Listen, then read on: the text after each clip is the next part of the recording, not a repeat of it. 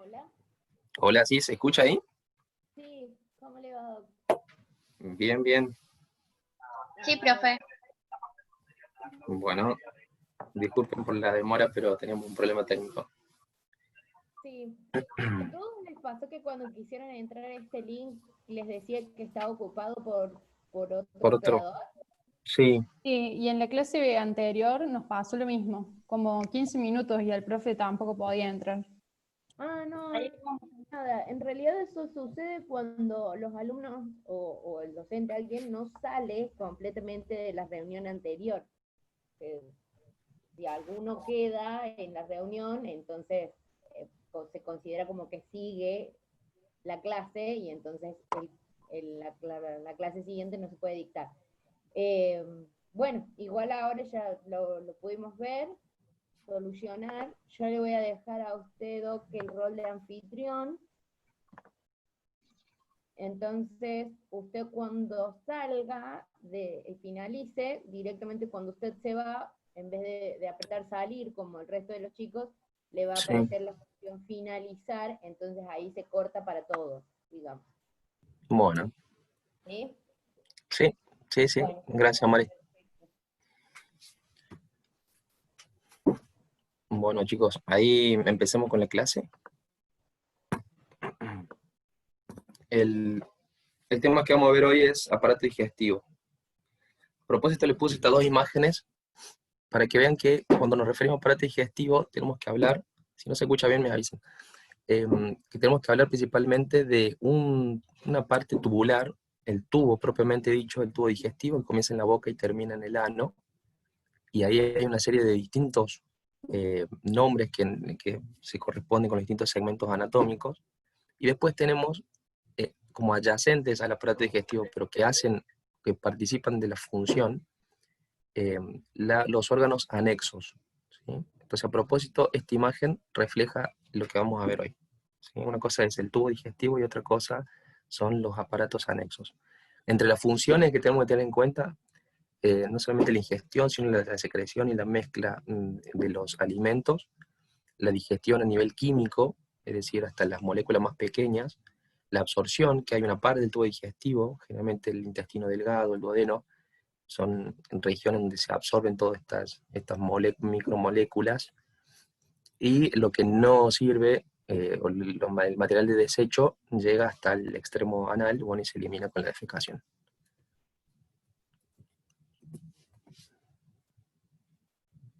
Para tener en cuenta, es como le dije, lo podemos dividir al tubo digestivo y en órganos digestivos accesorios. Entonces, cuando le pregunte qué son los órganos accesorios, principalmente entran aquí los dientes, la lengua, las glándulas salivales, que justamente hay varias glándulas, pero las tres mayores son estas, que las dejo acá, que ya vamos a ver cuáles son. El hígado, que es el órgano más voluminoso, que está inmediatamente por debajo del tórax. La vesícula y el páncreas son estos órganos accesorios. Este cuadrito es para que lo memoricen y lo tengan presente.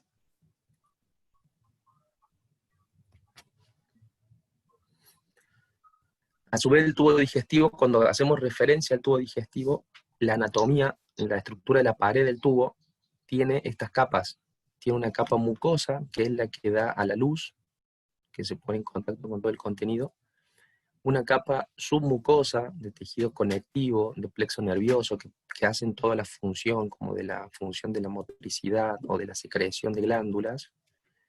Una capa muscular, que sería como la más gruesa, que esta sí participa de todos los movimientos peristálticos, que la peristalsis quiere decir movimiento, es decir, llevar a que el bolo siga avanzando a lo largo de este tubo digestivo.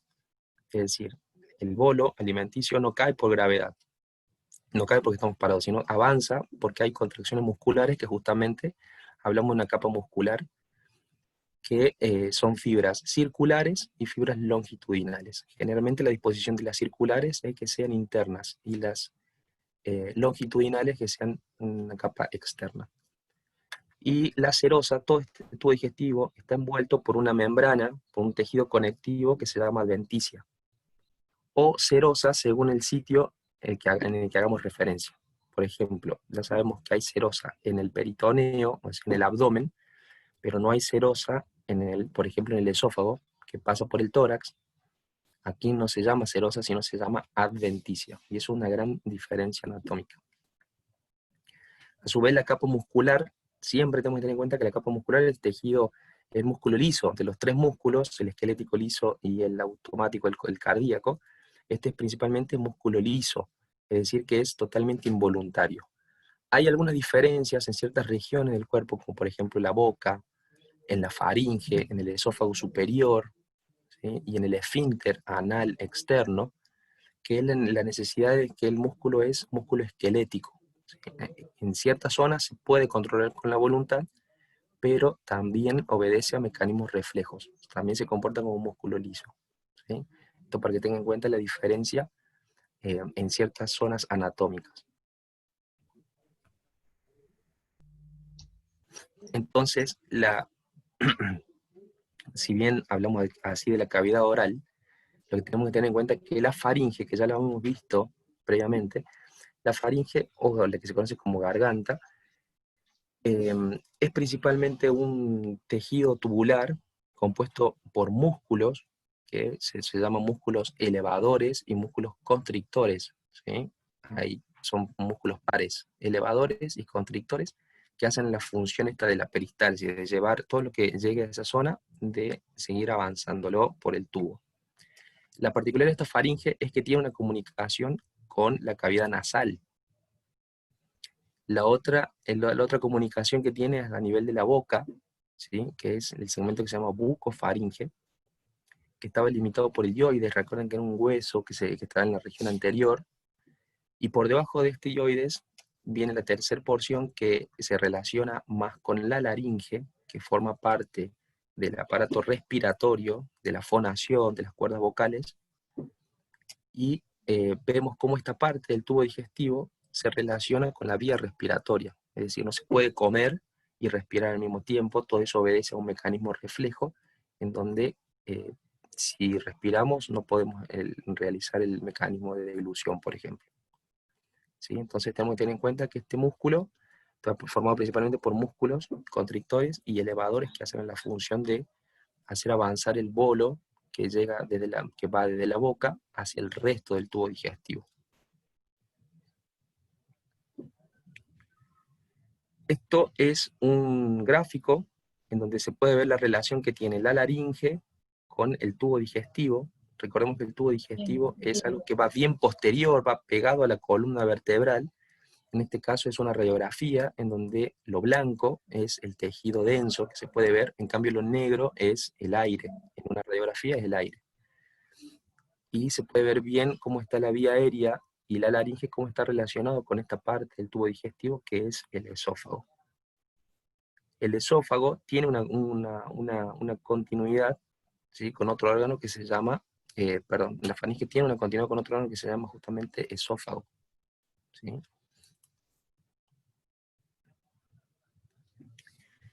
Entonces, ¿por qué es importante saber estos reparos anatómicos? ¿Cómo es el mecanismo de deglución? Esto es una mezcla de anatomía con la parte práctica, la función que tiene. Recordemos que la boca estaba formado por, la cavidad oral estaba formado por el hueso palatino, ¿sí? Que era el paladar duro, y la úvula que hace el paladar blando. Por debajo están los dientes y la lengua, ¿sí? Entonces cuando la persona tiene un contenido en la boca, inmediatamente el paladar blando, es decir, lo que es la úvula, lo que está bien posterior, cae, cierra, y por lo tanto limita que el contenido se quede en la cavidad oral. Esa es la importancia de que sea tejido blando en esta zona, en la zona posterior. Entonces, cuando por los movimientos de la lengua, ¿sí? Que propulsa, que lleva el bolo hacia atrás, lo que provoca son dos cosas. Uno, eleva la laringe. ¿Cómo hace esta elevación de la laringe? Recordemos que la laringe se relacionaba mucho con el hueso hioides.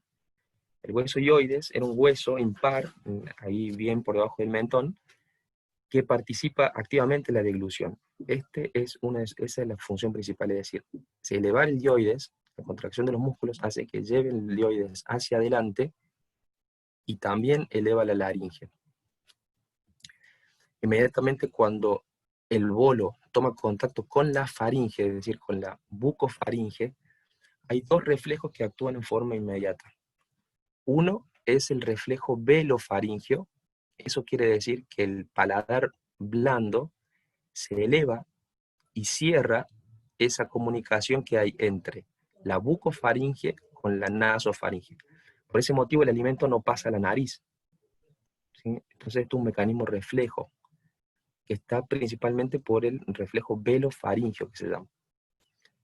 A su vez, cuando el alimento llega hacia la orofaringe, la elevación del dioides y la elevación de la laringe hace que este cartílago, recuerden que había un cartílago en la laringe que era el cartílago epiglótico, que tenía como una forma de cuchara, hace que ese cartílago cierre o baje y por lo tanto cierre el paso hacia la vía aérea.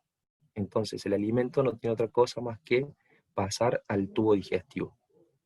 Cuando estos mecanismos fallan, es decir, no participa o está alterado por alguna patología, el reflejo velofaringeo o el reflejo glótico que se llama, el alimento pasa en forma anormal a la cavidad nasal o a la vía aérea.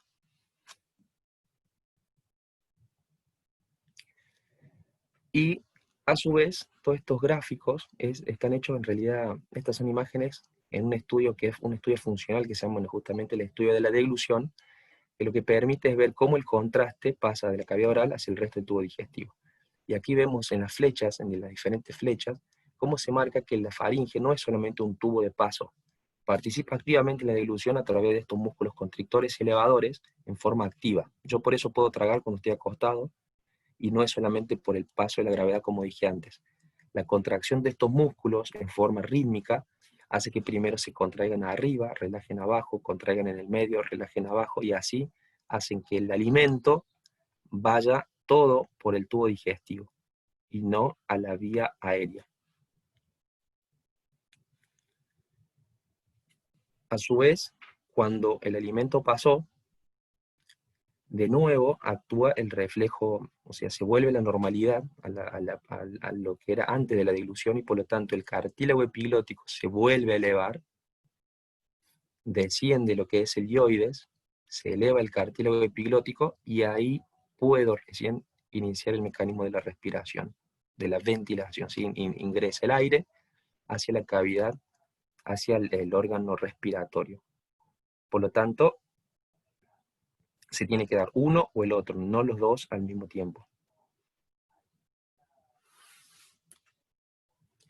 Esto es un resumen a tener en cuenta de cómo el alimento va pasando, pero para que les sea claro, acuérdense que cuando ustedes inician el mecanismo de la deglución, es decir, la lengua lleva todo el contenido hacia la bucofaringe, cuando todo ese alimento toca con la bucofaringe, ahí se despiertan dos reflejos básicos, uno que es el velofaringeo, que no permite el paso a la nariz, y el otro es el reflejo glótico, que no permite el paso hacia la vía aérea. Y el alimento pasa normalmente al resto del tubo digestivo. Eso quiero que se acuerden y eso le va a servir. ¿A qué otro órgano pasa?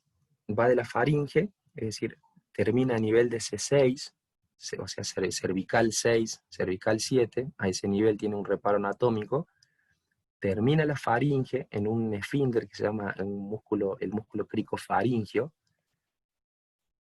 y allí inicia el esófago. El esófago es un órgano tubular, vean la longitud que tiene, es un órgano que tiene una porción cervical, que está bien por detrás de la tráquea, por delante de la columna vertebral. A su vez tiene un recorrido que lo relaciona con este vaso principal, que es la arteria aorta. El corazón va por delante, y vemos cómo es un órgano intratorácico, y a su vez tiene una porción, que es la porción distal, que es intraperitoneal o intraabdominal. Entonces, esta longitud está dada por dos espesamientos que se denominan, es decir, que marcan el inicio del órgano, que uno es el esfínter superior y el otro el esfínter inferior. Entonces aquí la diferencia en cuanto a la pared. Aquí les pongo claramente que no tiene serosa sino adventicia. ¿Por qué la importancia de eso? La serosa, recordemos que era un tejido conectivo muy rico, muy vascularizado, protege a ciertos órganos de una invasión, por ejemplo, tumoral. Limita, ¿sí? Sirve como, una protección que tienen esos órganos extra. Si hay alguna lesión de adentro hacia afuera, por ejemplo, una invasión tumoral, cuando el cáncer empieza a avanzar o ese tumor empieza a avanzar, lo hacen por las diferentes capas y la serosa lo trata de limitar, es más limitante. En cambio, la adventicia, al ser un tejido más laxo, tiene más facilidad de hacer, de lesionar o infiltrar los órganos que lo rodean, porque no tienen esa capa que lo limita como en la capa serosa. De ahí la diferencia histológica en realidad. Aquí vemos en este corte coronal, digamos, en esta figura coronal, cómo el tubo digestivo pasa bien por detrás y por delante, es decir, los cartílagos laringeos, la tráquea y los bronquios van por delante. Y esto es una imagen como vista de perfil. Al ser un órgano tubular, también está formado por músculo.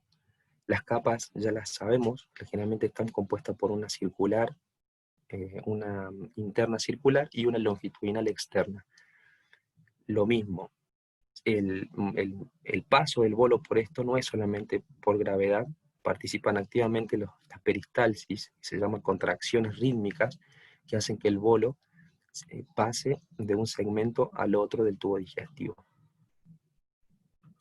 Esto es una vista posterior para ver cómo se relaciona el esófago con la faringe, y hay una zona débil, hay una unión, donde el músculo está un poquito más delgado, y en ciertas circunstancias puede predisponer a la persona que haga, por ejemplo, un divertículo, que es decir, que sobresalga la pared a esa zona por la presión que hay en el movimiento de la deglución. Pero bueno, esto es un detalle, pero lo que quiero que sepan es un órgano tubular que tiene 3 porciones, o sea, recorre una porción cervical, una porción torácica y una porción abdominal. Si voy muy rápido o me tienen que detener, me avisan cualquier cosa. Todo el tubo digestivo se estudia en forma dinámica, es decir, necesitamos para ver un tipo de contraste que se pueda ver como una radiografía. En realidad el estudio se llama radioscopía, y está a base de rayos, yo puedo ver los huesos, y el contraste lo puedo ver de un color negro, cuando en realidad es un color blanco, porque se da todo como en negativo. Esto es para mostrar, esta imagen es vista como de perfil, tenemos al paciente de perfil, y acá tenemos todo lo que es el corazón y los vasos, y acá tenemos la columna dorsal con las costillas, con el nacimiento de las costillas. Vemos cómo el tubo digestivo, el esófago, se relaciona, está bien por detrás del corazón, por delante de la columna, y vemos cómo las estructuras que están cerca, como por ejemplo a este nivel la aorta, como por ejemplo a este nivel el corazón, le hacen como unas improntas, como unas marcas. ¿Sí? Esto no dificulta para nada, no genera una dificultad. Nosotros nos sentimos cada vez, cuando nosotros tragamos, nos sentimos que el alimento se empieza a estancar en esos segmentos. Porque en realidad son improntas que le hacen los órganos vecinos, pero que no repercuten en la función de hacer avanzar el bolo hacia el estómago en este caso.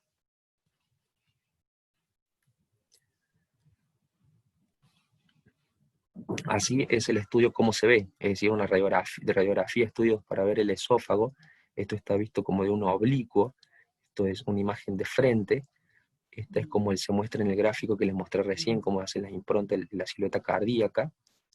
Y este es el otro perfil del esófago. Ven cómo es un órgano tubular que tiene una cierta capacidad, ¿sí? Y permiten que el pasaje sea fino, decía, ordenado, organizado, que no se estanque en ningún sitio, ¿sí? Entonces son movimientos lisos. La peristalsis que tiene es la normal. Vemos acá cómo... Sí. Disculpe, le hago una consulta. Y en el caso, por ejemplo, de los ancianos que cuando ya son grandes se les complica la deglución, ¿eso por qué vendría a ser, digamos? Cuando una persona va como ganando años, digamos, hay que ver que no tenga nada a nivel de la boca, es decir, que no falle algún mecanismo reflejo, que el reflejo glótico, que el reflejo velofaringio, que no haya ninguna patología que esté afectando los movimientos de la lengua, los movimientos de la cara que participan en la deglución. Ahí sacando esa parte alta, digamos, si el problema está en el esófago, puede pasar que el paciente, que el señor, digamos, no tenga, por ejemplo, un tumor o algo que esté comprimiendo, que eso se vería, sino que tenga un trastorno como motor. Lo normal se llaman ondas primarias cuando son contracciones bien rítmicas. En cambio, la onda que aparece en la persona senil son ondas terciarias. ¿Eso qué quiere decir? Que son arrítmicas. Inician abajo, en el medio, arriba, arriba, abajo, el medio, de forma totalmente arrítmica y hacen que sea más difícil el vaciamiento y que se queden por un mayor tiempo, digamos, retengan más tiempo en el esófago que una persona que tiene las ondas peristálticas primarias. Esa sería como la causa. Es decir, puede ser un Bien. trastorno solamente motor, de la contracción de los músculos, de la capa muscular. Bueno, muchas gracias, profe. Profe, Bueno, sí, una consulta. Había nombrado la aorta, pero no escuché bien por dónde pasa, por adelante, por atrás del esófago. bien, volvemos de nuevo. La aorta lo que le hace, mira, esta es una imagen de frente. Tenemos el mentón, en la columna cervical, la columna dorsal. Aquí tenemos el esófago, vemos cómo va bien pegada a la columna, y la aorta sale, el corazón está por delante. La aorta sale, hace un callado, hace una vuelta, y se pega hacia el lado izquierdo, o sea, baja, la aorta descendente baja por el costado izquierdo. Por lo tanto, la impronta en el frente se ve del lado izquierdo del esófago. Pero cuando lo ponemos de oblicuo al paciente, vemos cómo el callado es lo que más impronta arriba primero, acá hace la impronta el callado de la aorta, muy alto, ¿sí? Pero para que más o menos te ubiques, es un órgano que está por delante de la columna y por detrás del corazón. Y recordad que la aorta hace un callado, va desde el corazón hacia atrás, y pues, por el lado izquierdo, digamos, del esófago. Esas son las improntas que uno ve que son normales. Cuando hay una dilatación de la aorta, cuando hay algún nacimiento de un vaso que venga de la aorta en forma anómalo o una variante, pueden generar otras improntas que no son las normales, entonces uno se puede dar cuenta de qué puede estar pasando por ahí.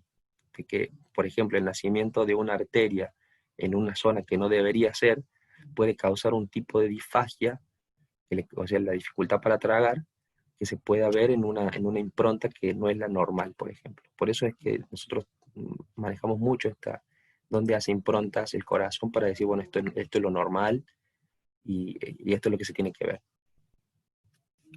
Bien, gracias, profe. Lo que le quería mostrar es que en la unión del esófago, de la faringe con el esófago, había una zona débil de un músculo que estaba más delgado que en la pared posterior, que ahí ante las presiones que se generan en algunas personas, no en todas, pero en algunas personas se genera una zona de debilidad, como una hernia, y se hace como una bolsita, ¿sí? Eso es lo que se conoce como divertículo, una bolsita que lo predispone al que lo tenga la permanencia de mucho tiempo del alimento en esa zona, porque el resto del alimento va por el esófago y vacía hasta el estómago, pero el resto del alimento queda allí. Esto lo puede predisponer a que cuando él se acueste, por ejemplo, ese contenido vaya a la vía aérea, lo predisponga a infecciones, a neumonías, ¿sí? O le genera una dificultad para deglutir lo mismo, ¿sí? Esto es como para que sepan por qué la anatomía, les digo algunos detalles, porque algunas patologías se dan en ciertas zonas que responden a una causa anatómica. Entonces, si seguimos, el esófago que pasa por todo el tórax, cuando ingresa a la cavidad abdominal, recordemos que había un músculo que dividía tórax de abdomen. Era un músculo delgado, fino, que participaba de forma activa de la respiración normal, que es el diafragma. ¿Sí? Entonces, una vez que atraviesa el diafragma, se comunica con un órgano que se denomina estómago, que se lo describe en esta imagen como si fuera una J, una letra J. Tiene partes, es decir, una parte que el cardias, que es la que se une al esófago, el fundus, que es como la parte más dilatada del estómago, que es donde se almacena mayormente lo que uno come, el cuerpo, que es una porción que está inferior al fundus, y después viene el antro y el píloro, ¿sí? ¿Habrán escuchado alguna vez la palabra el píloro? Que en realidad es el límite inferior o distal del estómago, ¿sí? Entonces el estómago comienza en el cardias y termina en el píloro.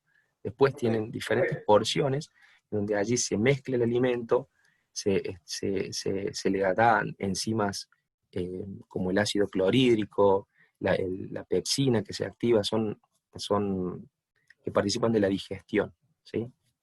Sí, Profe, perdón, lo sí, interrumpo. Le quería hacer una consulta. Usted recién mencionaba el píloro. sí. ¿Funciona como una especie de anillo contractil también el píloro? Es es un esfínter. Eso quiere decir que el alimento llega al estómago, por reflejo se cierra el cardias y se cierra el píloro. Y el alimento queda en el estómago un buen tiempo. ¿Por qué? Porque el estómago tiene una tercera capa muscular. Ya recordemos que todo el tubo digestivo tiene dos. En el estómago tiene una tercera capa muscular de fibras oblicuas. Por eso tienen esa forma como de várices, como esa imagen como de calles, como un empedrado, que es un músculo potente, que sirve para hacer esto, para participar de la degradación del alimento, que empiece allí a fraccionarse en moléculas más pequeñas, ¿sí? En segmentos más pequeños.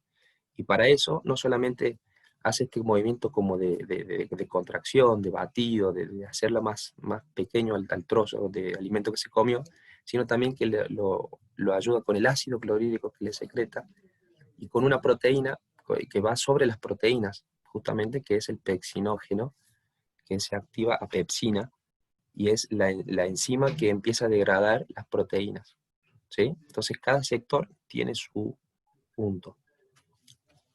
Entonces, el pH del estómago llega a ser un pH ácido, porque tiene justamente esto del ácido clorhídrico. Por eso, el vómito, que es lo que a la mayoría no nos gusta, él tiene esa... genera esa irritación a nivel de la garganta porque es justamente el contenido del ácido clorhídrico que lo secreta el estómago.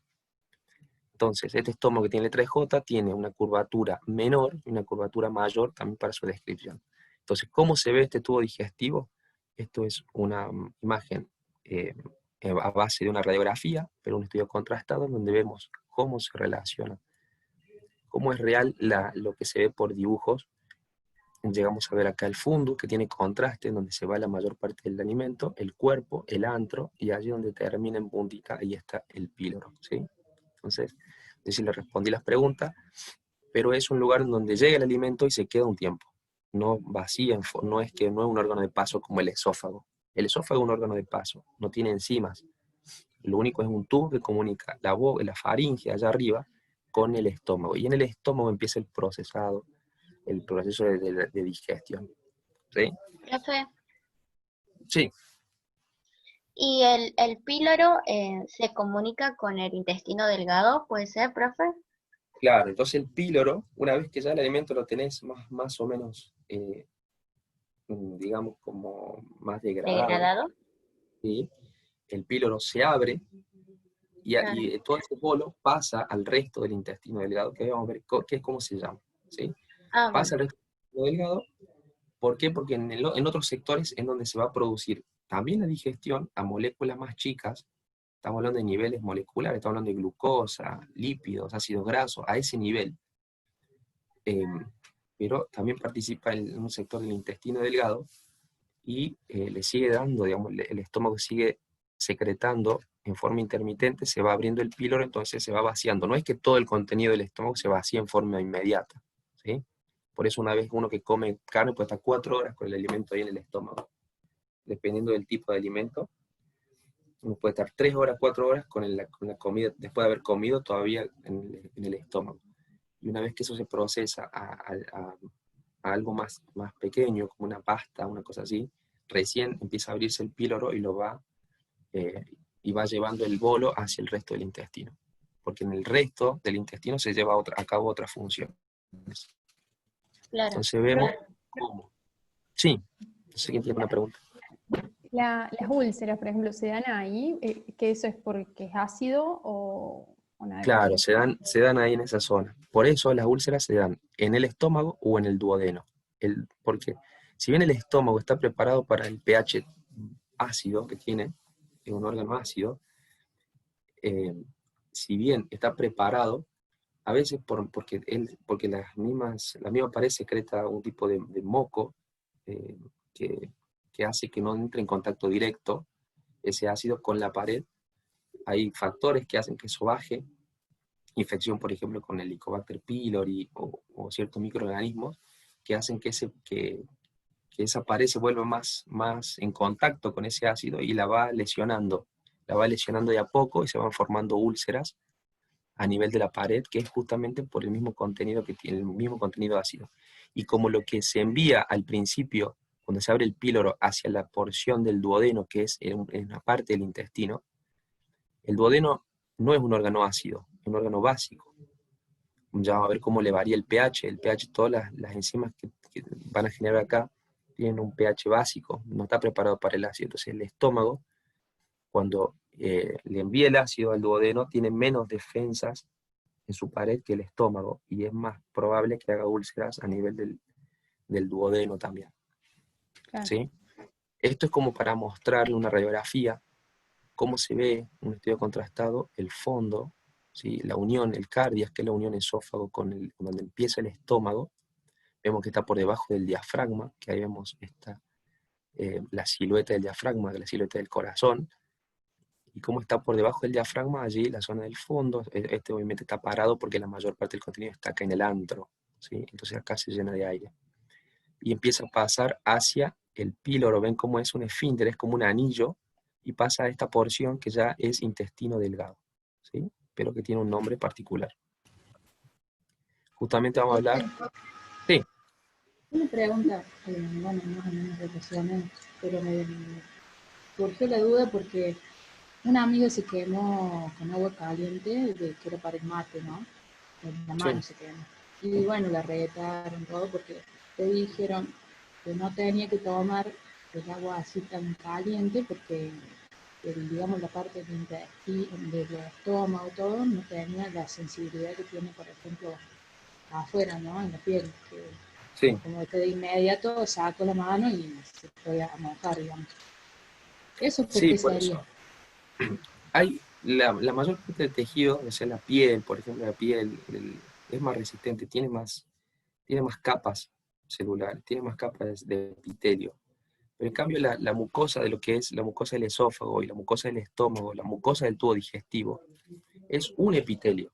¿Sí? Un epitelio cilíndrico con glándulas que secretan mucus, que secretan ciertas sustancias que la protegen de las sustancias que están en el mismo órgano. Estas células que están acá, por ejemplo, son más resistentes al ácido, la del estómago, que en el esófago. El esófago, al ser un órgano de paso, puede estar afectado por el cambio de temperatura, pero puede generar como trastornos motores, ¿sí? Por eso es que cuando uno toma agua de golpe, ya sea agua fría o agua caliente, por ejemplo, y se siente como un ardor ahí por detrás del pecho, son las mismas, son las mismas fibras del músculo del esófago que se contraen en forma brusca, porque toman como ese cambio de temperatura en forma abrupta. Entonces le genera como un espasmo, como una contracción rápida, y eso es un signo de dolor que se genera, ¿sí? Lo otro que se puede sentir como un ardor es cuando hay reflujo. ¿Qué quiere decir eso? ¿Por qué le muestro este gráfico? Porque esta es la unión del esófago con el estómago. Recordemos que esto es el diafragma, ¿sí? Todo este elemento actúa como un esfínter, como un anillo, que no deja que el contenido del estómago pase al esófago. El contenido del estómago, si pasa al esófago, estamos hablando de una enfermedad por reflujo. ¿Qué quiere decir eso? El contenido es ácido, la mucosa del esófago no está preparada para recibir el pH ácido y se protege, ¿sí? Puede haber aquí también erosiones, como una esofagitis, que se llama, que es una inflamación, se genera una inflamación de esa mucosa que no está preparada para recibir ese pH ácido. Pero hay algunas personas que ese reflujo no es que lo hacen hasta ahí nomás, ¿tá? Y baja, no. Algunas personas hacen el reflujo y llega hasta la boca, ¿sí? Llega hasta la garganta, llega hasta el esófago. Y el riesgo de hacer reflujo cualquier persona es que ese contenido que estaba en el estómago se vaya hacia la vía aérea, por alguna falla en el mecanismo porque no es normal, ¿sí? El cuerpo está adaptado para comer y hacer avanzar el bolo, no para que el bolo vuelva hacia la cavidad oral. Entonces, ahí es donde puede fallar tranquilamente el reflejo glótico y puede pasar ese contenido a la vía aérea. Y es pH ácido, daña la parte bronquial, predispone a neumonías, predispone a otras infecciones respiratorias como las bronquitis. ¿Sí? Todo tiene su explicación anatómica, por eso les digo que relacionen mucho cuando estudian. Todas, fisio, anatomía, histología, todo tiene su explicación.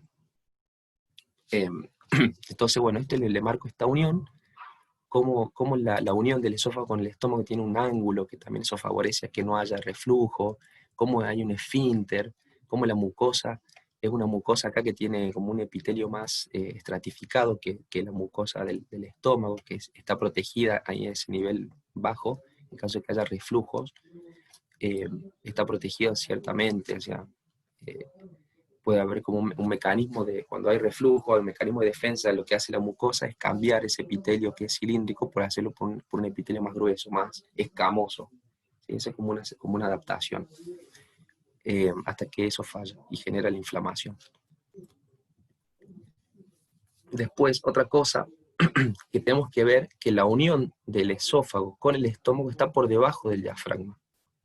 ¿Sí? Entonces, todo lo que se vea por arriba de ese diafragma, como esta burbuja aérea, una persona se va a hacer una radiografía de tórax, y yo veo esto, esto es aire, cielo negro, en radiografía se ve el aire, es aire. Entonces tenemos parénquima pulmonar y veo esto, acá como una burbuja, esto es una cámara gástrica. Si estoy viendo que la cámara gástrica está arriba, está en un lugar donde tiene que estar. Si yo sé que el fundus, o sea, cámara gástrica o fundus es lo mismo. Si yo sé que el fundus está a este nivel, por debajo del diafragma izquierdo, eso es lo normal. Pero cuando yo veo que el fundus o la cámara gástrica está intratorácico, bueno, acá pasa algo. ¿Qué pasa? Esto con contraste, vemos como todo ese saco que se ve que está ahí por detrás del corazón, vemos como todo ese saco en realidad es estómago, ¿sí? Cuerpo, fundus, como el estómago está intratorácico. Esto se llama hernia, esto es la famosa hernia de hiato, ¿sí? Aquí les pongo que esto es lo normal, aquí es cuando se desliza una porción del estómago, y acá es cuando como quedan en paralelo, pero se sigue deslizando sobre el hiato, ¿sí? Esto predispone obviamente a más reflujo, porque no es normal que el órgano que tiene que ser intraabdominal, que soporta presiones abdominales, esté en el tórax.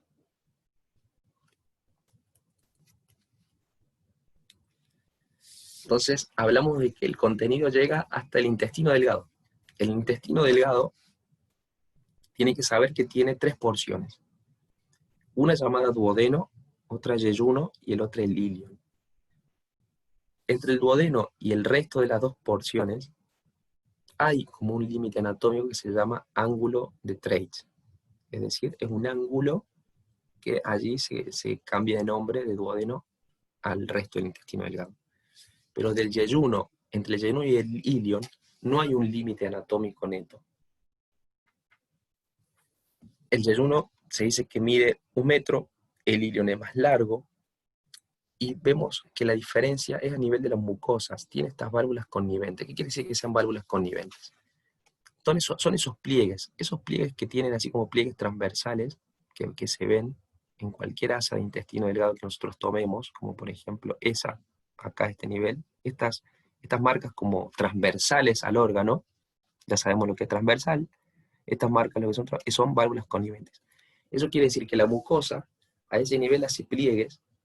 ¿Y por qué hace pliegues? Porque la principal función del intestino es la absorción. Allí es donde se absorben los alimentos. Allí es donde vamos a tener la glucosa, donde vamos a tener ácidos grasos, los triglicéridos, los aminoácidos, ¿sí? Las moléculas más pequeñas. Entonces, como la mayor parte se absorbe, estas válvulas lo que hacen en realidad, estos pliegues de la mucosa, es aumentar esa superficie de absorción. Hacen que el alimento que está en el tubo entre en contacto, esté en contacto mucho más tiempo con esa parte del tubo digestivo. ¿Y dónde termina el intestino delgado? En el colon, es decir, en la unión en la válvula iliocecal. Justamente se llama iliocecal por eso, porque el ciego es una parte del colon. ¿Sí? Estudian de memoria. Esto es yeyuno ilion. Bueno, el ilion, cuando empieza el ciego, que es la primera parte del colon, bueno, hay una válvula, una unión, un esfínter, que se llama válvula iliocecal. ¿Cuál es la lógica de eso? Es que el contenido del intestino delgado, una vez que pasa al colon, del colon no vuelve, no es lo normal que vuelve el contenido del colon hacia el intestino delgado, ¿sí? Porque tenemos este esfínter que actúa como el paso para que siga avanzando el resto de lo que no se absorbió y después se formarán los desechos. Profe, una pregunta, o sea, las válvulas esas conniventes, Conniventes, sí. ¿no serían como lo mismo que las microvellosidades que tiene? Eso es claro. Vos tenés a nivel macroscópico, lo que vos ves son, si vos pudieras abrir un intestino y le ves la pared, ves como unos pliegues, ¿sí? Esos pliegues, lo que se ven, son válvulas conniventes. En cambio, si vos agarras un microscopio y lo ves, vas a ver que cada célula tiene sus microvellosidades. Por eso el nombre. ¿Mm? Eso Claro. es lo que vos podés llegar a ver. Yo puedo llegar a ver a través de este estudio macroscópico válvulas conniventes, es decir, pliegues de la mucosa. Si yo no veo las microvellosidades, la única forma que yo tengo de ver las microvellosidades es sacando un pedacito de pared y analizarlo a través de un microscopio. Ahí voy a ver que la célula además tiene microvellosidades que también tienen ese objetivo de aumentar la superficie de absorción. Claro, ¿Sí? eso es lo que iba a decir, que yo tenía entendido eso, que las microvellosidades eran las que aumentaban. Claro, sí, sí, eso pasa a nivel microscópico, ¿sí? Yo acá no veo microvellosidades, lo que yo acá veo son válvulas conniventes.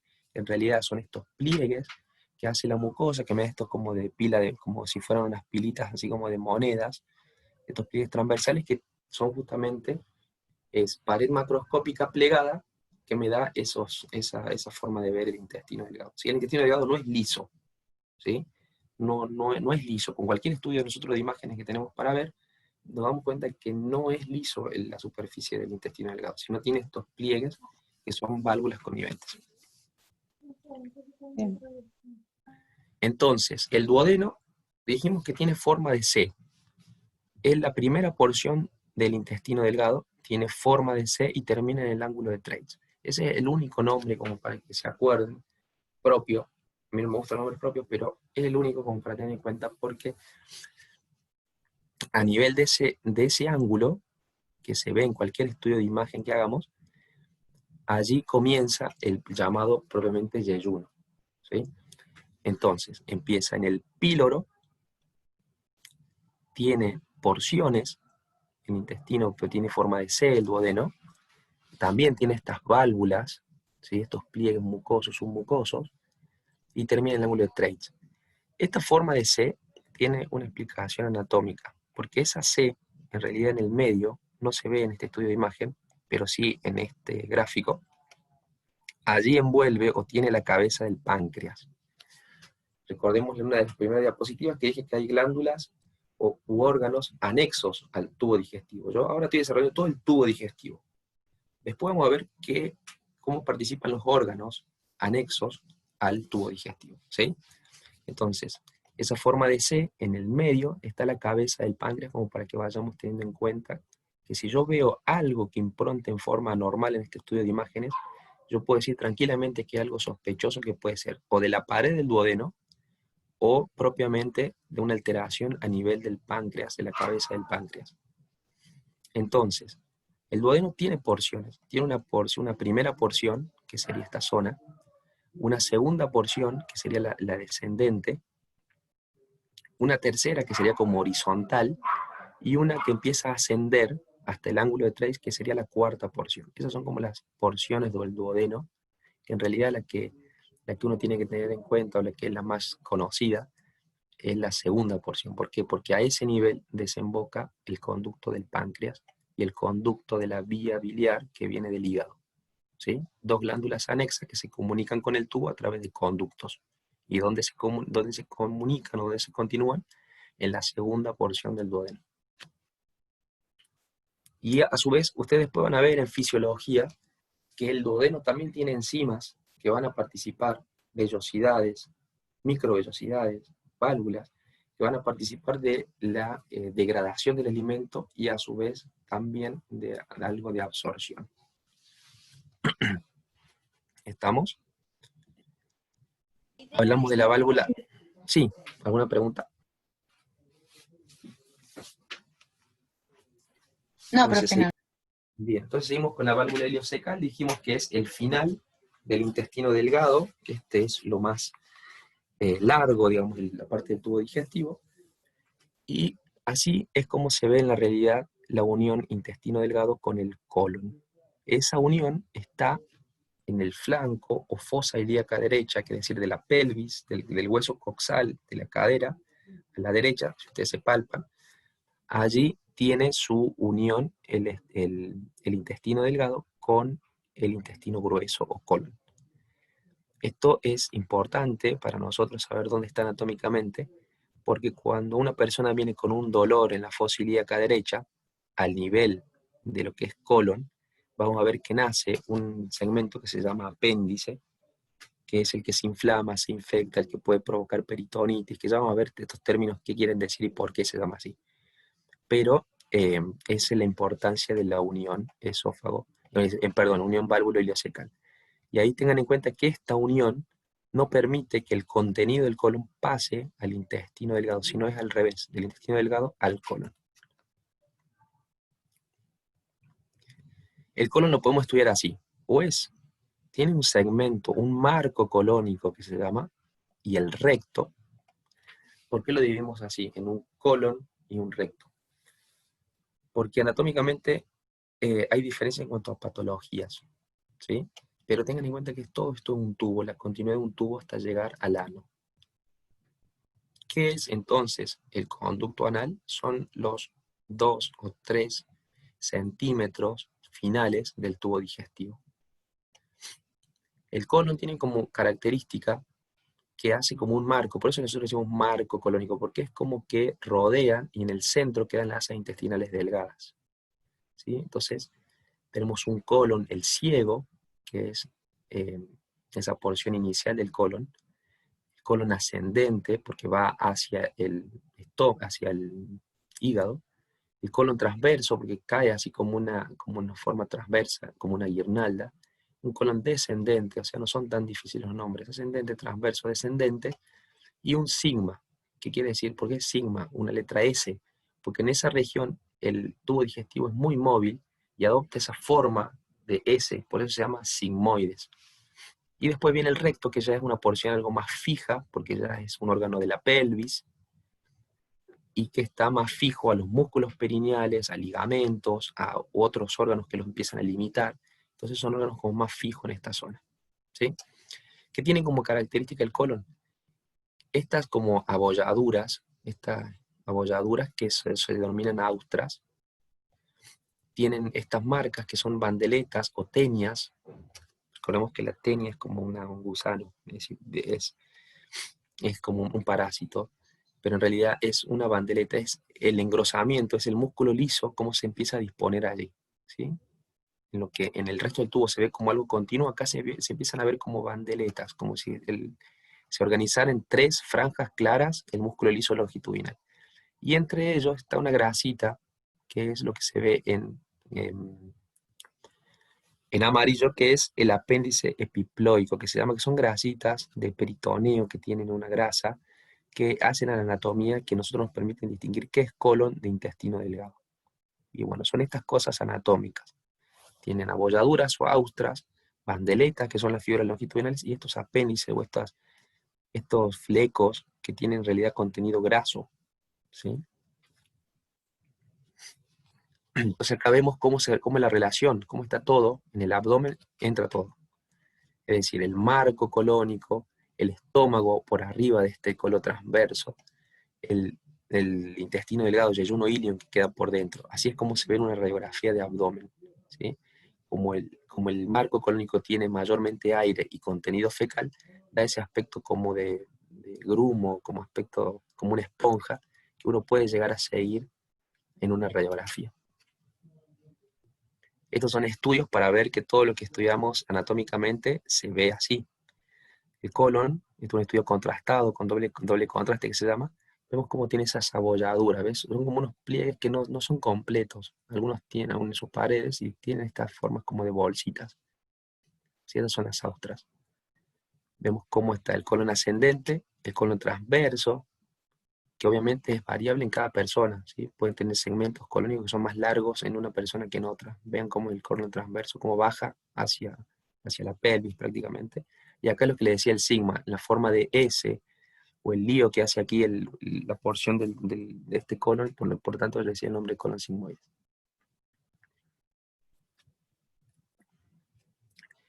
En el fondo del ciego, en la fosa ilíaca derecha, nace el apéndice, que ecográficamente lo podemos ver así, como un tubo.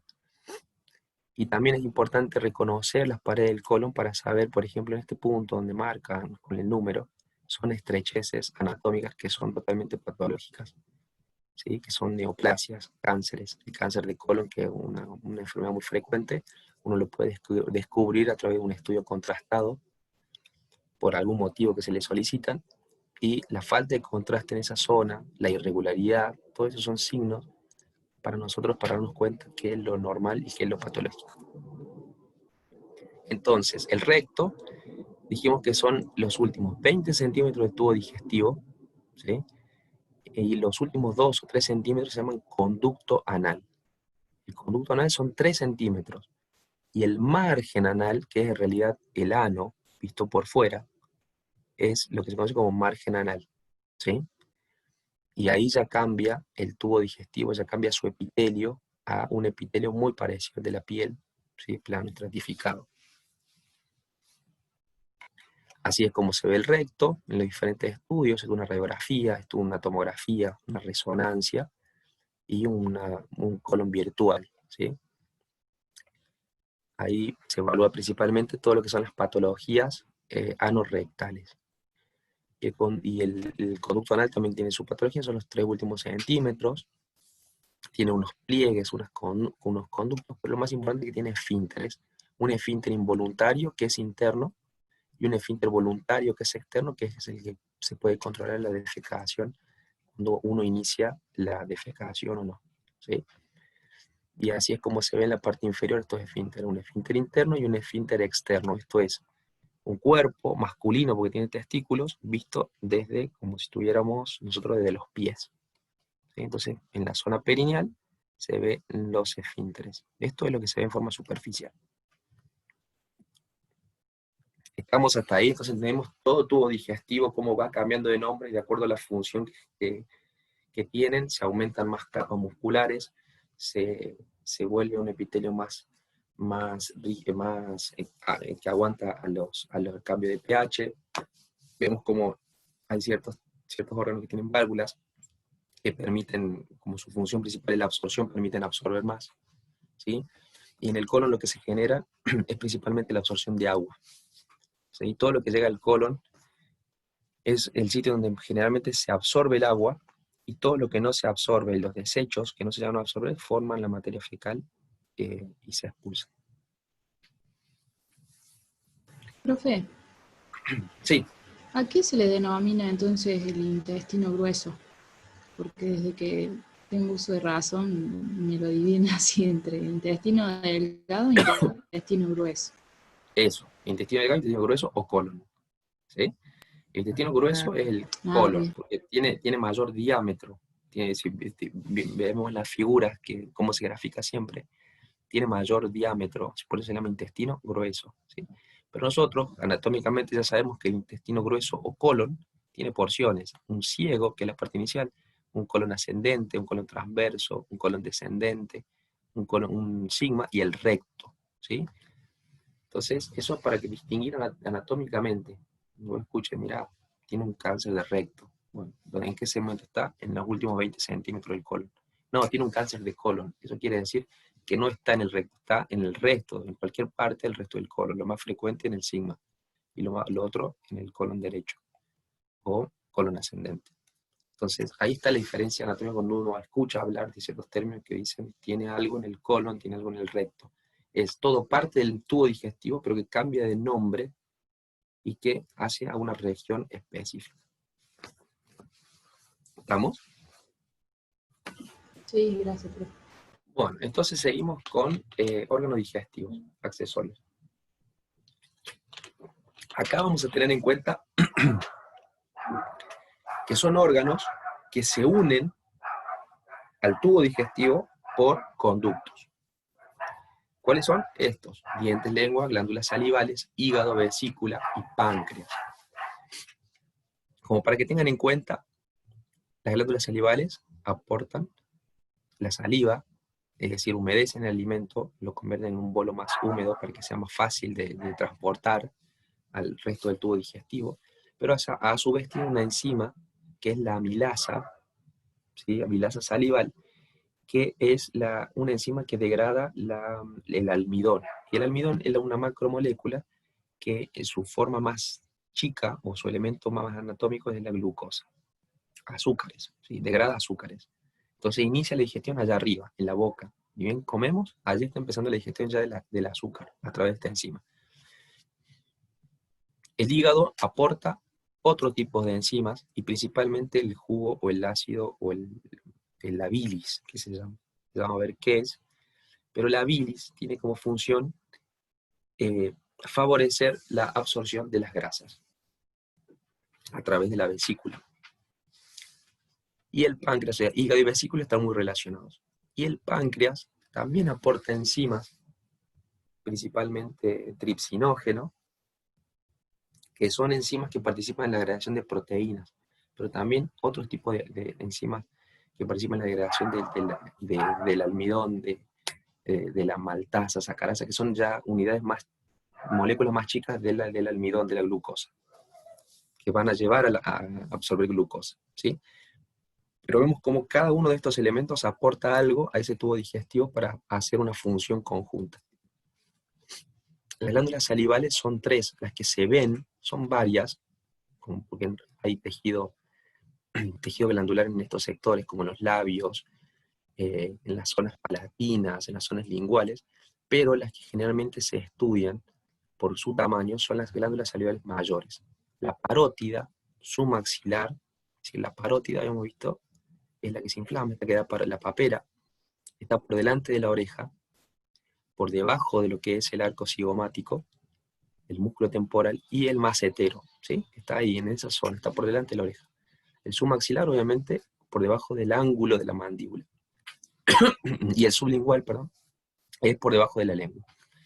Estos se comunican, son órganos pares, es decir, hay uno a cada lado del sector de la cabeza, y se comunican a través de sus conductos respectivos que desembocan en la cavidad oral. Ya dijimos que aportan principalmente la saliva, humedecen, pero también enzimas, ¿sí? Como la amilasa salival.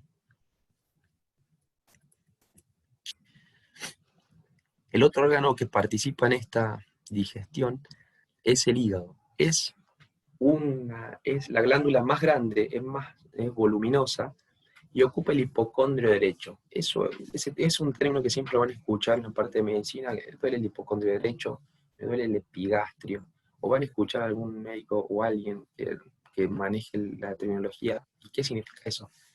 El abdomen está dividido como en sectores, ¿sí? Tenemos el ombligo, aquí, a esa altura, y lo dividen como en un sector superior, un sector medio y un sector inferior. Los sectores inferiores son las fosas: fosa ilíaca derecha, fosa ilíaca izquierda, el hipogastrio. El del medio es mesogastrio y flancos. Y los de arriba son hipocondrios: hipocondrio derecho, hipocondrio izquierdo, y del medio epigastrio. Entonces, esto es una glándula que ocupa el hipocondrio derecho y parte del epigástrico. Se proyecta aquí. Vemos cómo aquí se proyecta el estómago. ¿Sí? Está todo en relación. El lóbulo izquierdo del hígado está en contacto con el estómago, porque es un órgano bastante voluminoso. Como dijimos, hay un ligamento que se llama ligamento falciforme, que le hace una marca, le hace un surco a esta glándula, y la podemos dividir en un lóbulo derecho y en un lóbulo izquierdo, ¿sí? Entonces toda la cara del hígado está cubierta por el diafragma, la cara superior. Y la cara inferior es la que está relacionada con la vesícula. Por lo tanto, cuando la persona dice, me duele el hipocondrio derecho, y uno le empieza a estudiar, hay que pensar que no sea una enfermedad, por ejemplo, o que no sea una enfermedad de la vesícula, porque la vesícula está en relación con el hígado, ¿sí? No es el hígado en sí, sino es una parte de la vía biliar que cumple una función de almacenamiento, que almacena bilis. ¿Quién produce la bilis? Principalmente el hígado. El hígado la produce, pero en la vesícula se almacena.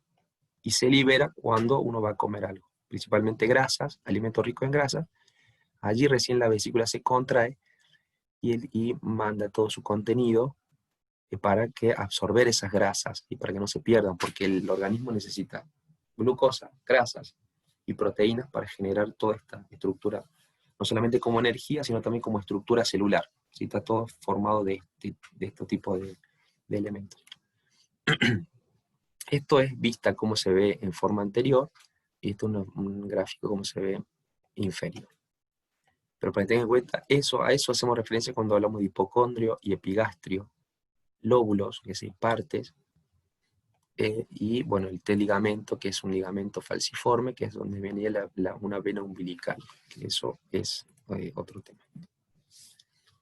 Tengo que tener en cuenta que es un hígado, el hígado tiene una circulación arterial, porque son células, necesitan células oxigenadas, necesitan oxigenación y también necesitan energía. Tomar de la sangre glucosa, triglicéridos, todos los elementos que le den energía a las células para que hagan su función. Esa arteria que tiene sangre oxigenada es llamada arteria hepática y sale, o en una rama, de la arteria aorta, la que viene del corazón, ¿sí? Entonces, allí se irrigan toda la parte hepática. Pero tiene otra circulación que es la vena porta. Aquí está la cosa anatómica y funcional. La vena porta también se ramifica como la arteria hepática, pero no le aporta la sangre oxigenada. No le aporta lo que le aporta la rama arterial.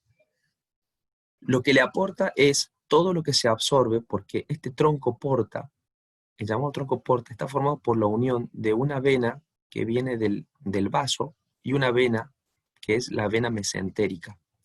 De esa vena mesentérica trae toda la sangre que viene del colon y del intestino delgado, principalmente. Entonces, todo lo que se absorbe ahí, porque el alimento se está absorbiendo al nivel de intestino delgado, va por las venas hacia la vena porta. Entonces la vena porta le aporta esas unidades, glucosa, las unidades más básicas de la absorción de todo lo que está absorbiendo el intestino delgado, ¿sí? Entonces todo lo que se absorbe en el intestino delgado, medicamentos, por ejemplo, todo lo que pueda llegar a absorberse allí, pasa por el hígado. El primer filtro es el hígado. Sí o sí pasa por el hígado por el tipo de circulación que tiene el hígado. Tiene una circulación doble, que está dada por una vena porta y la arteria hepática. Y después el hígado tiene que eliminar sus desechos, o también enviar, no solamente desechos, sino también envía, por ejemplo, glucógeno, toda la energía, porque si bien sirve de un lugar de almacenamiento, cuando al organismo le hace falta glucosa, por ejemplo, para seguir, lo envía, cuando está en ayuno, lo envía el hígado, porque en el hígado es donde se almacena, porque al hígado es donde llega. Entonces se almacena allí. Cuando el organismo le hace falta al cuerpo humano cierta energía, el hígado se encarga de llevarle al resto, de darle a la sangre ese glucógeno, ese azúcar, esos lípidos que le hacen falta, esas proteínas para sintetizar en algún otro lado del cuerpo. ¿Y por dónde van a volver? Por las venas suprahepáticas. Todo ese contenido vuelve por las venas suprahepáticas que van hacia el corazón, ¿sí? Recordemos a la aurícula derecha, y de allí a la circulación pulmonar y luego a la circulación sistémica.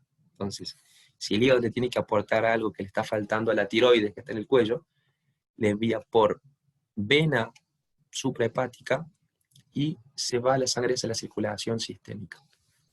Entonces entienden qué complejo y qué, digamos, es algo único lo que se da en este sector, ¿sí? En esta doble circulación arterial portal, y cómo también, como todo órgano, tiene que tener una vena de drenaje, que son las venas suprahepáticas. Esto es una forma de dividirlo en segmentos al hígado que hacen a la cirugía, ¿sí? En caso de que hagan una hepatectomía o tengan que sacar algún sector, bueno, se pueden sacar tranquilamente estos sectores sin comprometer el resto, ¿sí? Esto ya es lo que pasa a nivel histológico. Las células principales son los hepatocitos, hay canalículos biliares, hay sinusoide hepático, todo eso a nivel microscópico pasa esto. Cómo llega la sangre, ya vimos por arteria y venas, y a mi nivel microscópico cómo es el intercambio entre los hepatocitos y la sangre a través de los sinusoides. Esto es lo mismo para mostrar esta circulación como es, ¿sí? Viene todo por arteria hepática, vena porta, hacia la vena central, que van a ser las venas que van a ir hacia las venas suprahepáticas. Y a su vez hay unos conductos biliares, ¿sí? Ahí ven en verde los conductos biliares como lo que va a sintetizar para absorción de grasas, el hígado, o desechos, porque a veces usa la bilis para eliminar también desechos, el hígado, cómo va a viajar todo por estos canalículos hasta llegar a los conductos biliares. Toda esa disposición se llama tríada portal, es decir, ¿por qué? Porque hay una arteria hepática, una rama de la vena porta y un conducto biliar. Entonces, el hígado lo que produce o lo que va a desechar lo envía por los conductos biliares. Si no es algo que le hace falta al cuerpo y lo tiene que eliminar, lo hace, o favorecer la absorción de las grasas en el tubo digestivo, lo hace por las vías biliares. Tenemos vías biliares que son intrahepáticas y vías biliares que son extrahepáticas. Las que nosotros vemos son estas, las extrahepáticas. Tenemos conductos que van cambiando de nombre, pero forman parte de lo mismo, es decir, un conducto derecho, porque viene del lóbulo derecho, un conducto hepático izquierdo, porque viene del lóbulo izquierdo, forman un conducto hepático común, y a su vez este conducto hepático se une con un conducto que se llama conducto cístico, porque es el que va a drenar la vesícula, el que va a comunicar vesícula con el resto de los conductos es el conducto cístico, y a partir de allí cambia de nombre para denominarse colédoco, pero es parte todo de lo mismo, ¿sí? Entonces, vesícula que tenga cálculos o que forme cálculos a ese nivel, corre el riesgo de que al ir por el conducto cístico llegue algún cálculo a nivel del conducto, al conducto colédoco y obstruya la vía biliar y no permita un normal funcionamiento, ¿sí? Entonces, esa es la importancia de conocer la vía biliar extrahepática. Esto es la vesícula vista en una ecografía y vemos cómo son paredes que se van engrosando cuando hay un cálculo que está obstruyendo el drenaje de la vesícula. Ven cómo se va poniendo gruesa y hay signos de inflamación, ¿sí? Entonces, al estar este cálculo obstruyendo el drenaje normal de la vesícula, la puede inflamar y genera lo que se conoce como colecistitis o inflamación aguda que necesita un tratamiento quirúrgico. Entonces, ¿se puede vivir sin vesícula? Sí, se puede vivir sin vesícula, porque la vesícula no me produce nada. O sea, no me está produciendo, es un lugar de almacenamiento. ¿Y por qué siempre va relacionado páncreas con hígado? Porque el páncreas, recordemos que es una glándula que también está bien pegada a la zona de la pared de la columna lumbar, estamos hablando a nivel del abdomen, y que está en relación con el duodeno. Si con esta C, ahí está la cabeza del páncreas. Entonces quiere decir que la glándula podemos dividir en sectores anatómicos. Una cabeza, un cuerpo y una cola, que obviamente es más delgada. Toda esta glándula drena a través de dos conductos, pero uno de ellos es el conducto principal, y que la puede haber escuchado con el nombre de Wirsung, que ese conducto principal, con el conducto colédoco que viene de la vía biliar, desembocan en forma conjunta en un lugar que se llama papila y se encuentra en la segunda porción del duodeno.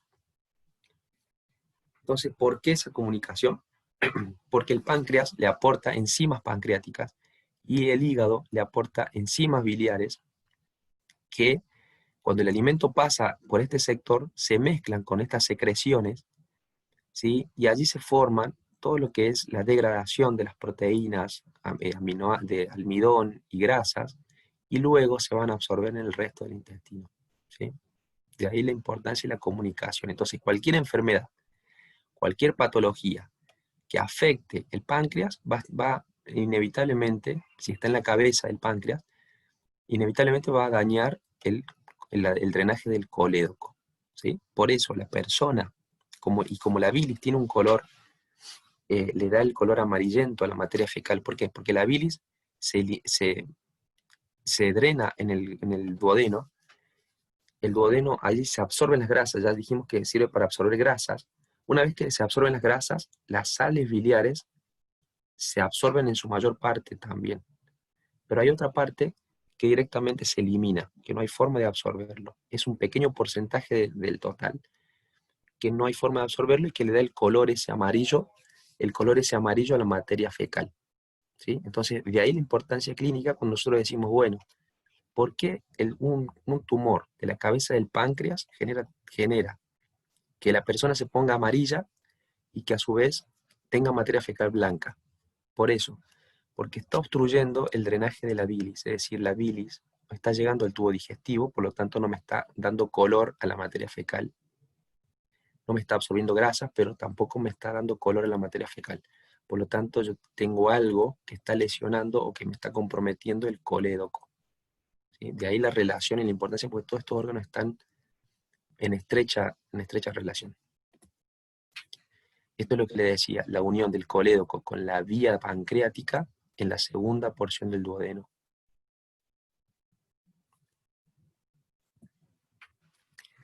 ¿Qué es el páncreas? Dijimos que el páncreas es una glándula que tiene doble secreción. Una secreción exócrina, es decir, la que se va a poner en contacto con el alimento o en el tubo digestivo. Esa secreción exócrina son B, tripsinógeno, amilasa y lipasa, son las tres que van a favorecer la degradación de proteínas, glucosa y lípidos. Pero a su vez también tiene una secreción endocrina, es decir, quiere decir que lo que secreten estas glándulas va a ir directamente al torrente sanguíneo a hacer otra función. Y de ahí viene la insulina y el glucagón. Entonces, en la persona diabética que tiene una lesión, o sea, una lesión no es una lesión, es una inflamación crónica de la glándula del páncreas, hace que disminuyan su secreción tanto para la absorción del tubo digestivo como la secreción de la insulina, ¿sí? Y la insulina es una hormona metabólica que participa en el metabolismo, sirve no solamente para llevar glucosa, sirve para sintetizar proteínas, para sintetizar lípidos. Es una hormona de síntesis. Entonces vean la repercusión que tiene la función de esta glándula pancreática. Y después, aquí le dejé como detalle, como una persona que recibe un trasplante pancreático, ¿sí? que están estos pacientes que reciben un trasplante pancreático, como no van quirúrgicamente hacia la zona donde está el páncreas, sino lo dejan en la zona de la fosa ilíaca derecha y hacen las conexiones con los vasos ilíacos, ¿sí? Entonces son órganos que en el paciente trasplantado están por debajo de la piel, que están en la zona generalmente en la fosa ilíaca derecha. ¿Sí?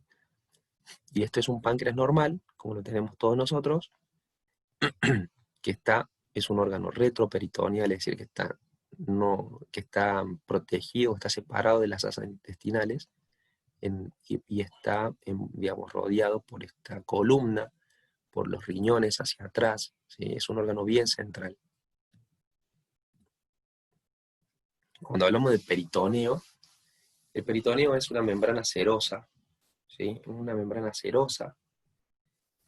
Tiene por lo tanto la secreción de un líquido que permite el movimiento, y el peritoneo envuelve todo lo que es la cavidad torácica, principalmente la cara del hígado, la cara del estómago, todo el tubo digestivo, algunos segmentos del colon también, y todo lo que no es cubierto en forma doble por el peritoneo se dice que es extraperitoneal o retroperitoneal, ¿sí? Por lo tanto, esta porción del intestino delgado y del páncreas, que están en estrecha relación, en estos sectores son retroperitoneales. Quiere decir que la envoltura viene y cubre esta superficie, pero no lo hace en forma doble, solamente una cara está cubierta. por lo tanto, y está dejando mayor parte del órgano, lo está dejando el órgano más afuera que adentro del peritoneo. Por lo tanto, una pancreatitis, que es una inflamación en la glándula pancreática, es una manifestación de un órgano retroperitoneal. No da un dolor tan localizado como si fuera un asa intestino delgado, que es algo intraperitoneal. En cambio, el que sí es un órgano intraperitoneal es el apéndice. El apéndice, cuando se inflama y la infección que puede provocar puede hacer que esa pus, ese contenido purulento, quede en la cavidad peritoneal, y de ahí es lo que se denomina peritonitis, ¿sí? Por eso todos los órganos que están envueltos por peritoneo y se lesionan, dan peritonitis. Por ejemplo, una úlcera que se perfora, ¿sí? Un arma con una lesión con un cuchillo que ingresa a la cavidad peritoneal, da una peritonitis, ¿sí? O cualquier órgano de intestino delgado que se inflama y genera una inflamación, un divertículo, por ejemplo, con una enfermedad del colon, todo puede generar una peritonitis porque esos son órganos intraperitoneales. En cambio, el páncreas es retroperitoneal, no da esta peritonitis. ¿Estamos?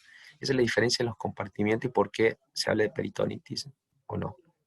Entonces, la peritonitis no es algo particular de la vesícula, del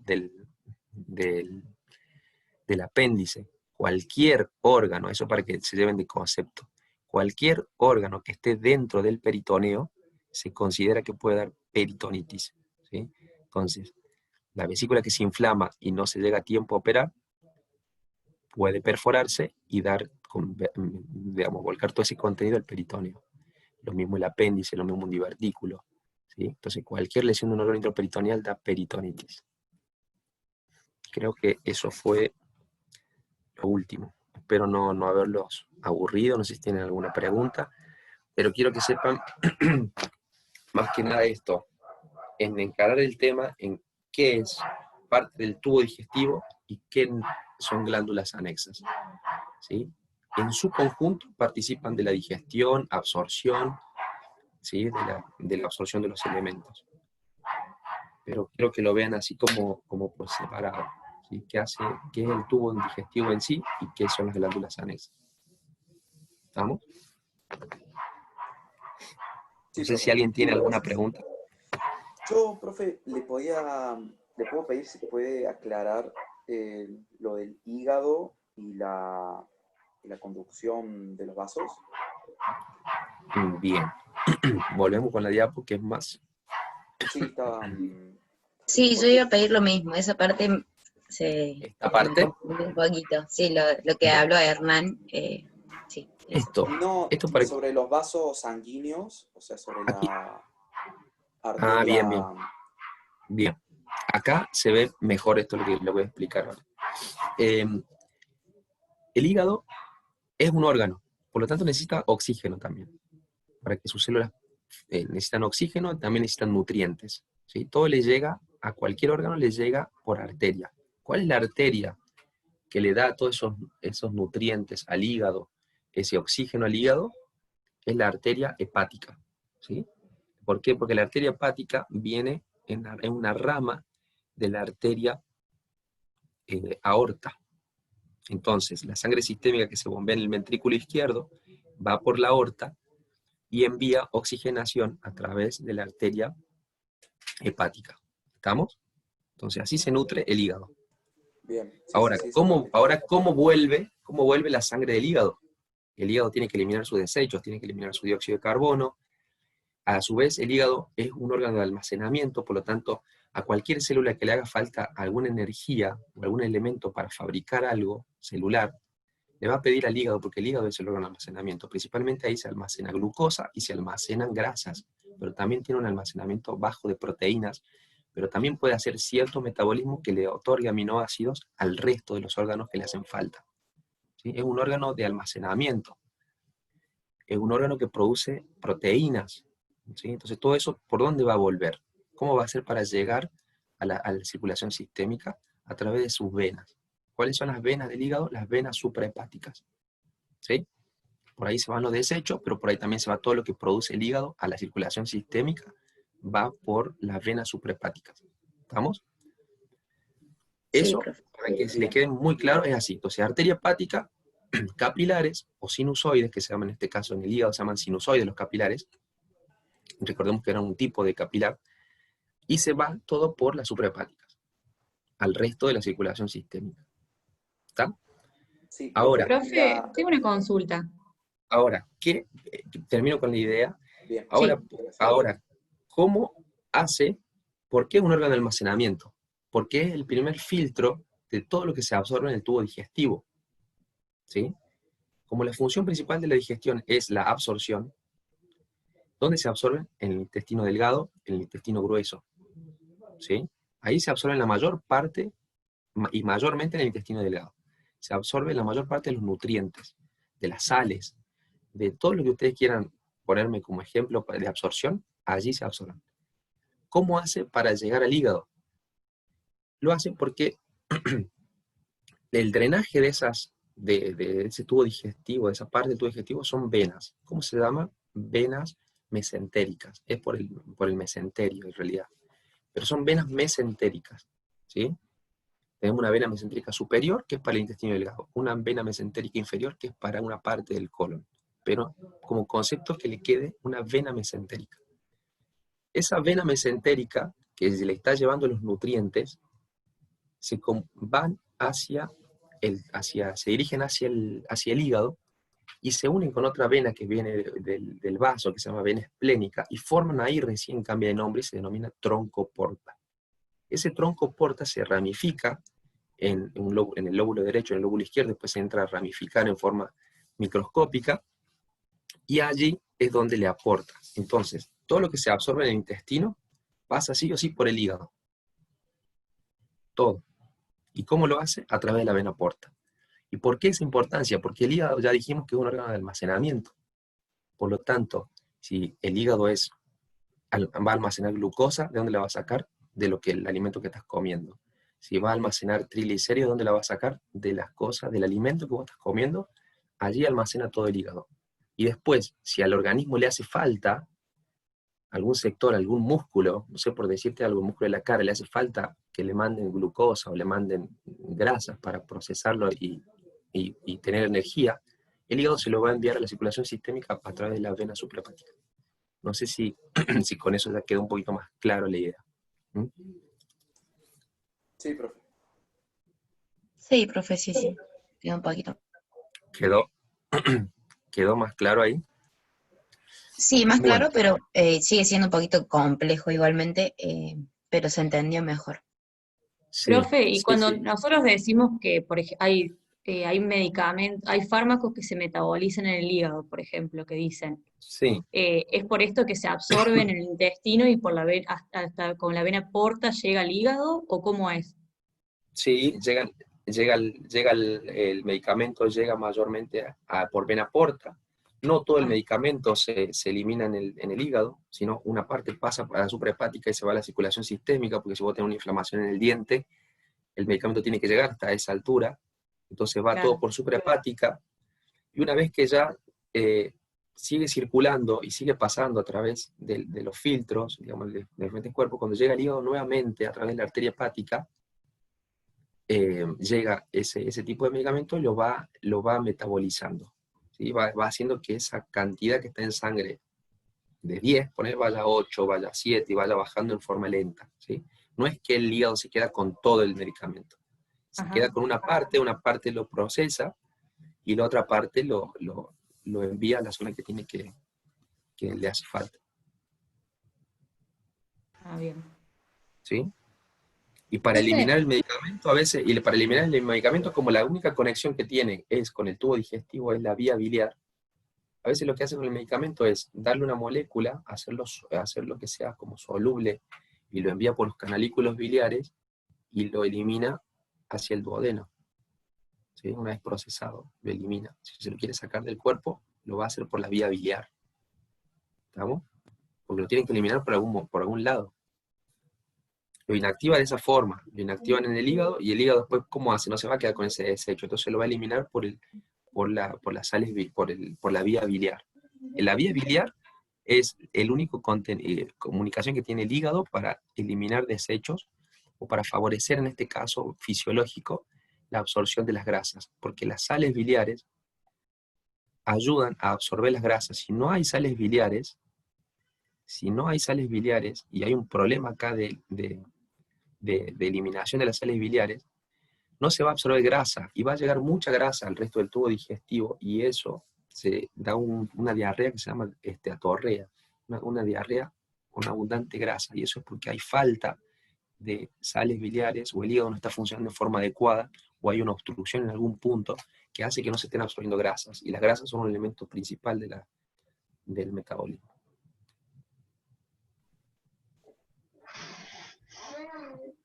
Sé que estas cosas son complejas porque va mezclado un poquito fisio y va mezclado anatomía, ¿sí?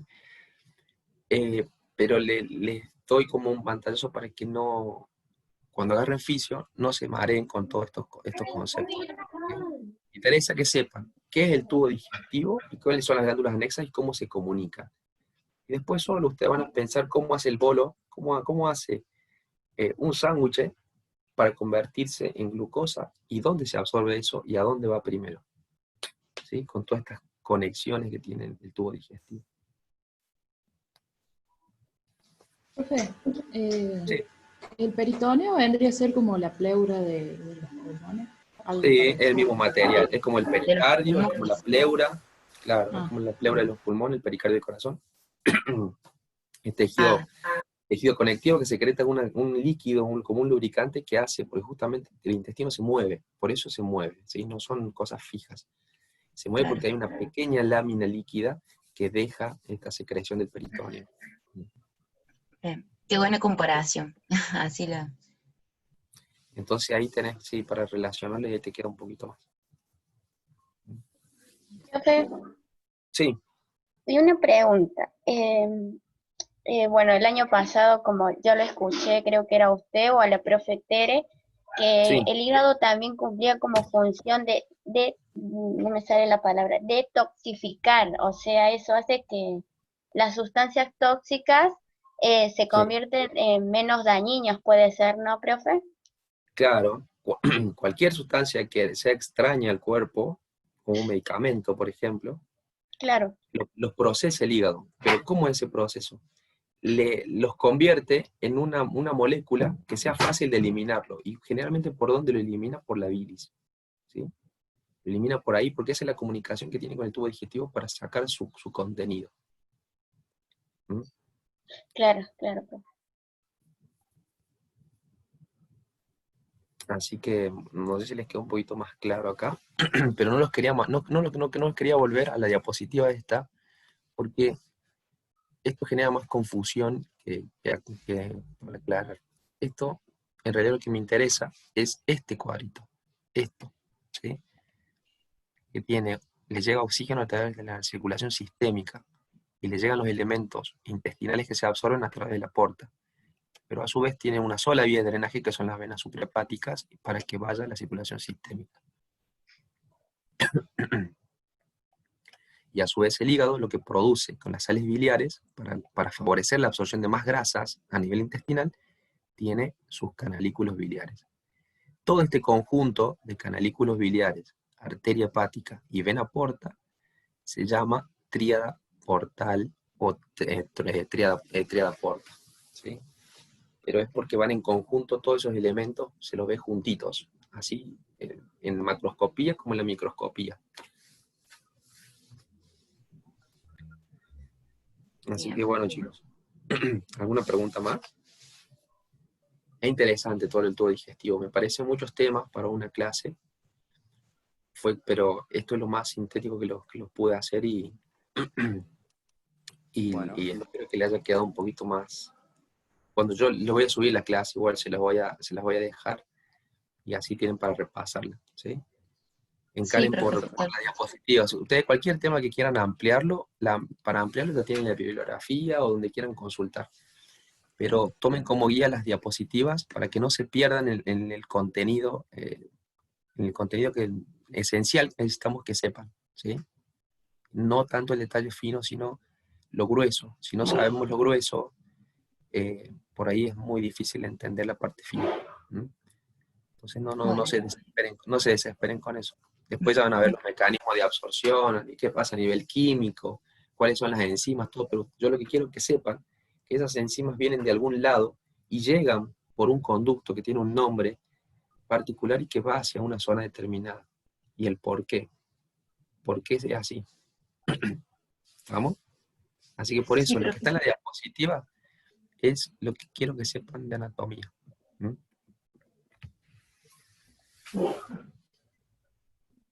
Bueno, chicos, ¿cómo le fue en el Bueno, examen? no sé qué. Bien. Pero, ¿qué Son les pareció qué les parecen las preguntas de anatomía? ¿Son acordes a las clases? ¿Son más fáciles? ¿Son más difíciles? ¿Qué les parecen las de anatomía? Para mí son acordes a las guías, a los audios, a lo que hemos visto. No me pareció nada extra, digamos. Bien, sí, eso busco que lo que se haya visto acá, que que lo haya dado, por ahí se puede confundir un poquito con la forma de preguntar, pero estoy seguro que va a Profe, ser. Sí, lo que sí con respecto a al parcial, a los parciales, por cada pregunta, 1 minuto, es como sí. que por ahí yo, o sea, no sé si se puede como ampliar quizás 30 segundos más o no sé, un poco Ah, que más, les parece muy, porque muy corto el tiempo que le dan para sí, responder.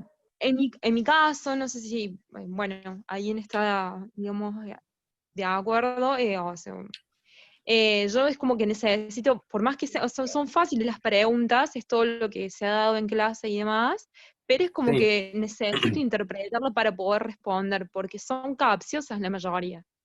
sí, eso es lo que tiene múltiple opción. Lo que se intentó hacer es bajar, en vez de 5 preguntas, 4. A 4 preguntas Claro. como para hacer un poquito más ligero esa parte.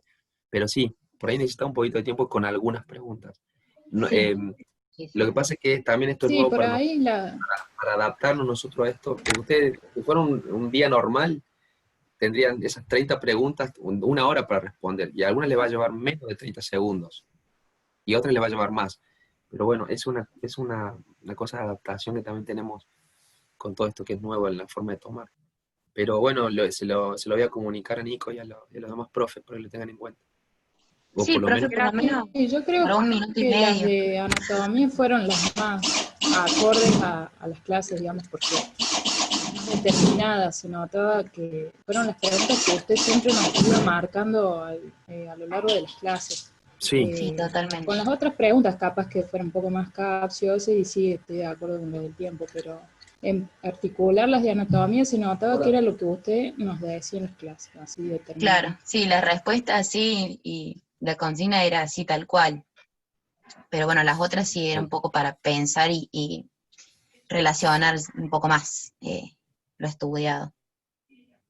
bueno, eso sí, se lo voy a comunicar ahora a los profes cuando hagamos de nuevo los aportes de las clases, sobre todo de los exámenes. ¿Mm? Para ver si se puede ampliar un poquito más el tiempo o con respecto a las preguntas, no sean tan capciosas. A ver si está la posibilidad esa también. Pero bueno, lo vamos a tener en cuenta. Bueno, profe, muchas gracias. Bueno, chicos, si no tienen ninguna pregunta más, No, profe, muchas gracias. No, profe. bueno, No, profe. ahí yo cierro y después les dejo las 5 preguntas como para el presente, que es lo que se vio. Las pueden contestar en 48 horas. Creo. Y les subo Bueno, la clase, así las tienen. ¿Mm? Gracias. bueno, Bueno, Bueno, profe, profe, gracias. gracias. Gracias, Gracias. profe. chao. chao, chicos. Gracias, profe. Chao.